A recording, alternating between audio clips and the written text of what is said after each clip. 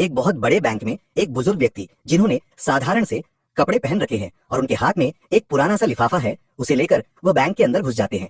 लेकिन जैसे ही वह बुजुर्ग व्यक्ति उस बैंक के अंदर घुसे थे तो वहां पर जितने भी कस्टमर थे और जितने भी बैंक के कर्मचारी थे वह अजीब निगाहों से उस बुजुर्ग व्यक्ति की तरफ देखने लगते हैं। उन बुजुर्ग व्यक्ति का नाम था हरपाल सिंह। हरपाल सिंह जी, जिनके एक हाथ में छड़ी है और एक हाथ में उन्होंने पुराना सा लिफाफा पकड़ रखा है, वह धीरे धीरे काउंटर की तरफ बढ़ने लगते हैं, जो काउंटर ग्राहकों के लिए था।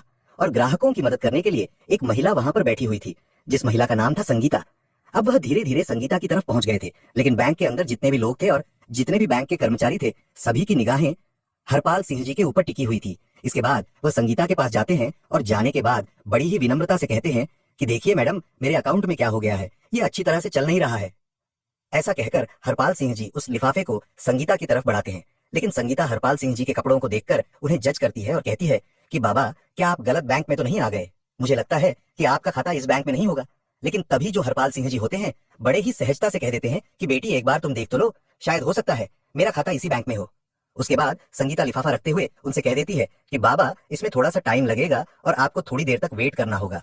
ऐसा कहकर संगीता और बैंक में मौजूद अन्य लोगों का काम करने लगती है और हरपाल सिंह जी वहीं पर खड़ा होकर वेट करने लगते हैं।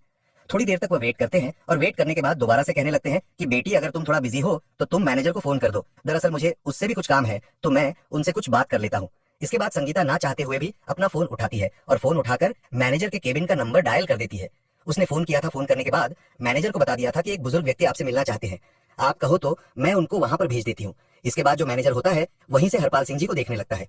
हरपाल सिंह जी बड़े ही साधारण दिखाई दे रहे थे, तो तभी मैनेजर फोन पर संगीता से पूछने लगता है कि क्या यह हमारे बैंक का कस्टमर है या फिर ऐसे ही कुछ मुंह उठाकर चला आया है। तो वह कहती है कि सर, यह बात तो मुझे नहीं पता है, लेकिन ये आपसे मिलने की बात कर रहे हैं। तो उसके बाद मैनेजर कह देता है कि ऐसे लोगों के लिए मेरे पास टाइम नहीं है, तुम ऐसा करो, इन्हें बिठा दो और थोड़ी देर बैठकर यहाँ से चले जाएंगे। ऐसा कहकर संगीता को आदेश मिल गया था बैंक मैनेजर की तरफ से और संगीता हरपाल सिंह जी को वहां पर वेटिंग एरिया में बैठा देती है। कहती है कि बाबा, आप वहां पर बैठ जाओ, थोड़ी देर में मैनेजर साहब फ्री हो जाएंगे और उसके बाद आपसे मिल लेंगे। इसके बाद हरपाल सिंह जी वहां से टहलते हुए वेटिंग एरिया की तरफ चले जाते हैं और वहां पर कोने में रखी हुई एक चेयर पर जाकर बैठ जाते हैं।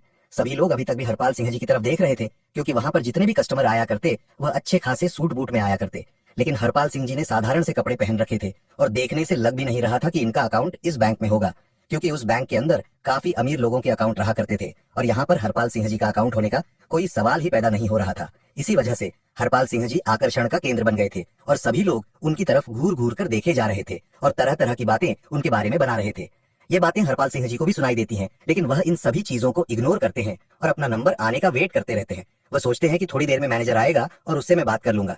इस बैंक के अंदर एक और व्यक्ति छोटी पोस्ट पर काम किया करता था, जिसका नाम था पवन। पवन अभी बाहर गया हुआ था और जैसे ही वह बैंक के अंदर आता है तो वह देखता है कि एक बुजुर्ग व्यक्ति जो कि वेटिंग एरिया में बैठा हुआ है, उसकी तरफ सभी लोग देख रहे हैं और उसके बारे में तरह तरह की बातें कर रहे हैं। कोई उसे भिखमंगा कह रहा है और कोई कह रहा है कि इस बैंक के अंदर तो इसका अकाउंट हो ही नहीं सकता और ये यहाँ पर कैसे आ गया, ऐसे लोगों को इन लोगों ने क्यों बैठा रखा है। इस तरह की बातें उसके बारे में चल रही थी और ये सभी बातें पवन भी सुन लेता है। तो उसके बाद पवन सीधा हरपाल सिंह जी के पास जाता है और वहां पर जाकर बड़े आदर भाव से उनसे पूछने लगता है कि बाबा, आप यहाँ पर क्यों आए हो और क्या काम है आपको। क्योंकि पवन को यह सब कुछ बड़ा ही बुरा लगता है। वह बुजुर्ग व्यक्ति की हालत को देखकर थोड़ा सा परेशान हो जाता है और इसी वजह से वह उससे पूछने के लिए गया था। वहां पर जाने के बाद वह बुजुर्ग व्यक्ति पवन को बता देता है कि मुझे मैनेजर से मिलना है और उससे मुझे कुछ काम है। इस बात को सुनकर पवन उनसे कहता है कि ठीक है बाबा, आप थोड़ी देर यहाँ पर वेट करो और मैं अभी मैनेजर से बात करके आता हूँ। इसके बाद पवन मैनेजर के केबिन में जाता है और उन्हें उस बुजुर्ग व्यक्ति के बारे में बता देता है, लेकिन मैनेजर पहले से ही उस बुजुर्ग व्यक्ति के बारे में जानता था और कहने लगता है कि पता है मुझे, मैंने ही उसे वहां पर बिठा रखा है, थोड़ी देर वहां पर बैठेगा और बैठने के बाद वहां से चला जाएगा। इसके बाद मैनेजर पवन को और कोई काम बता देता है और कहता है कि तुम ना काम कर लो और तुम्हें इस चीज से कोई भी मतलब नहीं है। अब पवन दूसरे काम में लग जाता है और धीरे धीरे उस बुजुर्ग व्यक्ति को वहां पर बैठे हुए लगभग 1 घंटा हो गया था। 1 घंटे तक बुजुर्ग व्यक्ति अपना धैर्य रखता है, लेकिन उसके बाद उसे यह बात सहन नहीं होती। वह खड़ा होता है और खड़ा होने के बाद मैनेजर के केबिन की तरफ बढ़ने लगता है। अब जैसे ही वह मैनेजर के केबिन की तरफ बढ़ता है तो मैनेजर देखता है कि वह बुजुर्ग व्यक्ति उसके पास ही आ रहा है, तो वह फौरन से अपने केबिन से बाहर निकलता है और निकलने के बाद उस बुजुर्ग व्यक्ति के सामने खड़ा हो जाता है और थिरकते हुए पूछने लगता है कि हाँ बाबा, बताइए आपको क्या काम है। तो हरपाल सिंह जी अपना लिफाफा आगे की तरफ बढ़ाते हुए कहने लगते हैं कि बेटा, यह देखो, मेरा बैंक अकाउंट की डिटेल इसके अंदर है और मेरे बैंक अकाउंट से कोई भी लेन देन नहीं हो पा रही है। आप देखकर यह बताइए कि इसमें क्या दिक्कत है। अब इस बात को सुनकर मैनेजर थोड़ी देर तक सोच विचार करता है और सोच विचार करने के बाद कह देता है कि बाबा जब किसी बैंक अकाउंट में पैसे नहीं रहा करते तो ऐसा ही हो जाता है। मेरे ख्याल से आपने भी अपने अकाउंट में पैसे जमा नहीं करवाए होंगे और इसी वजह से आपके अकाउंट की लेन देन रोक दी गई है। इसके बाद जो बुजुर्ग व्यक्ति होते हैं वो बड़े ही विनम्र भाव से कहने लगते हैं कि बेटा पहले तुम एक बार अकाउंट को चेक तो कर लो, उसके बाद ही कुछ मुझे बताओ तो ही अच्छा रहेगा। इस तरह से तुम कैसे बता सकते हो? तो मैनेजर हंसने लगता है और हंसते हुए कह देता है कि बाबा ये सालों का एक्सपीरियंस है और सालों से मैंने यही काम किया है। आप जैसे लोगों की शक्ल को देखकर मैं बता देता हूँ कि कौन व्यक्ति किस तरह का है, किसने अपने अकाउंट में कितना पैसा जमा किया होगा। तो आपके अकाउंट में तो मुझे कुछ भी दिखाई नहीं दे रहा और मैं चाहता हूं कि अब आप यहां से चले जाओ। सभी कस्टमर आपकी तरफ देख रहे हैं और बैंक के अंदर एक अलग तरह का माहौल क्रिएट हो रहा है।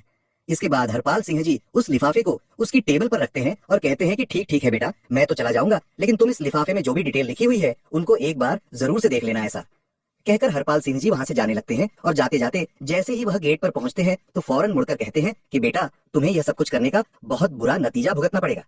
ऐसा कहकर हरपाल सिंह जी वहां से बैंक के मेन गेट से बाहर निकल गए थे और टहलते टहलते वहां से चले जाते हैं। इसके बाद जब मैनेजर को यह बात सुनाई देती है कि तुम्हें बहुत कुछ भुगतना पड़ेगा तो थोड़ा सा तो उसे लगता है, लेकिन फिर वह सोचता है कि बुढ़ापे में ऐसे ही कह दिया होगा, कोई भी कैसी भी दिक्कत नहीं है। मैनेजर अपने काम धंधे को करने के लिए चला जाता है। इधर टेबल पर वह लिफाफा पड़ा हुआ था जिस लिफाफे के अंदर बुजुर्ग व्यक्ति के बैंक अकाउंट की डिटेल थी। इसके बाद जो पवन होता है वहां से उस लिफाफे को उठा लेता है और अपने कंप्यूटर के सर्वर में लॉग इन करके उस लिफाफे के अंदर दी गई जानकारी के हिसाब से ढूंढने लगता है।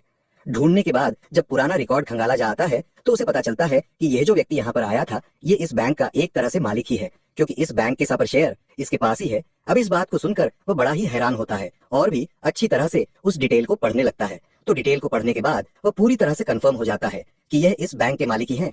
इसके बाद पवन उस रिपोर्ट की कॉपी निकालता है और कॉपी निकालकर बैंक मैनेजर के पास जाने लगता है। बैंक मैनेजर जो अपने केबिन में किसी अमीर कस्टमर से बात कर रहे थे और उन्हें तरह तरह की स्कीमें बता रहे थे। इसके बाद पवन नोट करता है और नोट करने के बाद केबिन के अंदर आने लगता है। बैंक मैनेजर उसे इशारा करता है और इशारे से पूछने लगता है कि किस लिए तुम यहाँ पर आए हो। उसके बाद जो पवन होता है वह इशारों से ही बता देता है कि यह एक रिपोर्ट है जो उस व्यक्ति की है जो वहां पर आया था और आपने उसे ऐसे ही यहाँ से भेज दिया। आप एक बार इस पर नजर डाल लेंगे तो अच्छा रहेगा। ऐसा कहकर पवन ने वह रिपोर्ट मैनेजर साहब की टेबल पर रख दी थी। लेकिन तभी जो मैनेजर साहब होते हैं अपने उस क्लाइंट से थोड़ी देर के लिए एक्सक्यूज लेते हैं और कहते हैं कि देखो भाई पवन, हमारे पास ऐसे वैसे लोगों के लिए टाइम नहीं है।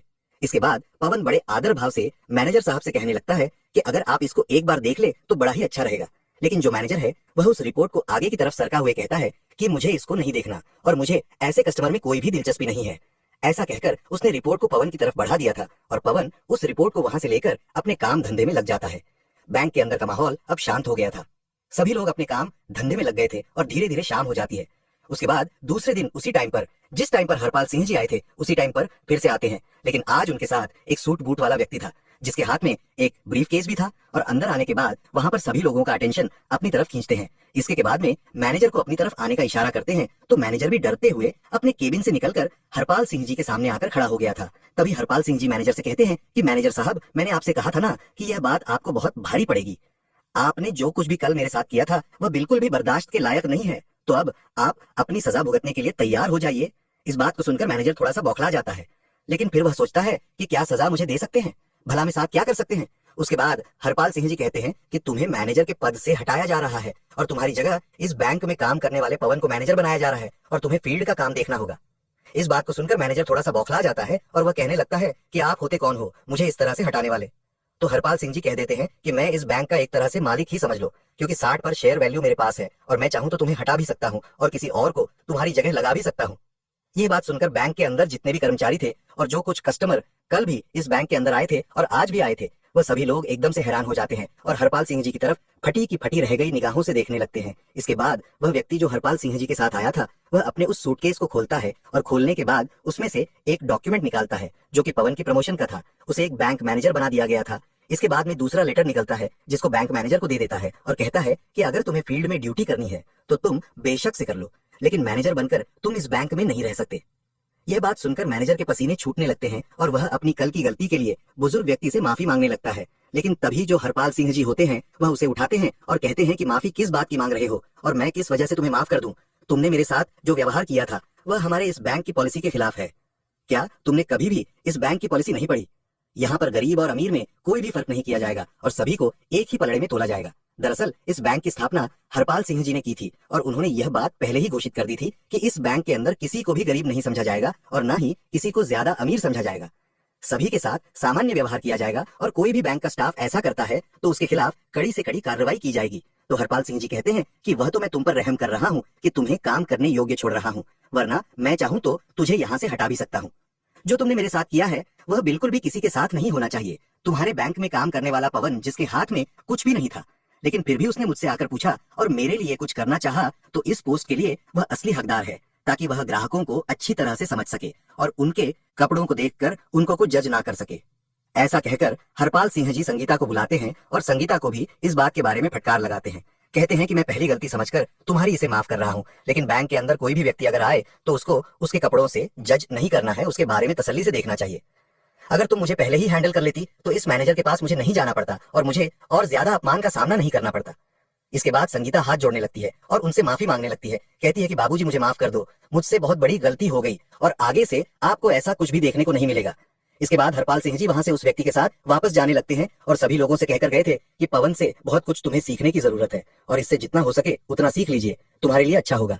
अब मैं बीच बीच में यहाँ पर किसी न किसी को भेजता रहूंगा जो तुम्हारी इन हरकतों के बारे में अच्छी तरह से मुझे रिपोर्ट दे सके। कि ऐसा कहकर हरपाल सिंह वहां से चले गए थे और बैंक का पूरा स्टाफ इस बारे में बात करने लगता है और सोचता है कि अब अच्छी तरह से काम करना होगा, कहीं अगली बार उनका नंबर ना आ जाए। इस बात को सोचकर पूरा बैंक सुधर जाता है और सभी लोग अच्छी तरह से उस बैंक के अंदर काम करने लगते हैं। हरपाल सिंह जी का यह कारनामा चारों तरफ फैल गया था और सभी लोग उस बैंक की बड़ाई करने लगते हैं और कहते हैं कि मालिक हो तो ऐसा हो, वरना बेशक से ना हो, क्योंकि ज्यादा मालिक अपने बैंक को खोलकर चले जाते हैं। फिर चाहे पीछे से मैनेजर किस तरह का काम करे या पीछे से कोई भी कर्मचारी कैसा भी काम करे, उन्हें इस चीज से कोई भी मतलब नहीं होता है। लेकिन हरपाल सिंह जी ने अपने ऑनर होने का पूरा कर्तव्य निभाया और उस बैंक के कर्मचारियों को अच्छा सा सबक सिखाया। आप क्या कहना चाहते हो? हरपाल सिंह जी के बारे में आप क्या कहना चाहते हो? पवन के बारे में आपकी जो भी राय कमेंट बॉक्स में लिख सकते हो, लोगों के साथ शेयर कर सकते हो। वीडियो अगर अच्छी लगी तो वीडियो को लाइक और चैनल को सब्सक्राइब जरूर करें ताकि हमें थोड़ा सा हौसला मिले। आप लोगों के लिए ऐसे ही अच्छे अच्छे वीडियो बनाने के लिए इन कहानियों को सुनाने का उद्देश्य किसी को परेशान करना बिल्कुल भी नहीं है।